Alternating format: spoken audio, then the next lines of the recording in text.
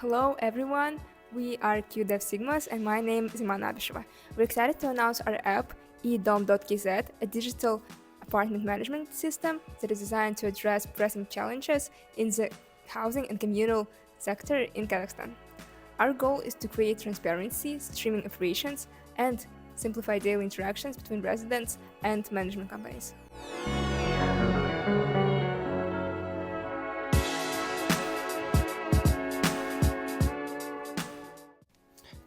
And I am Zhangir. Our system integrates cutting-edge AI technologies through a user-friendly Telegram bot. It automates routine tasks like complaint logging, budget management, and real-time communication. With eDom.kz, residents receive instant updates while management companies can focus on improving services with minimal administrative effort using advanced AI functionality.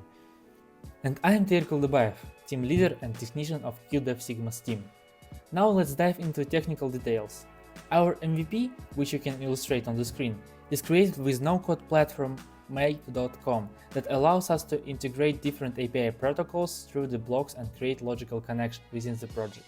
It includes Telegram API, ChatGPT API, and cloud platforms like Google Sheets for scalable data management.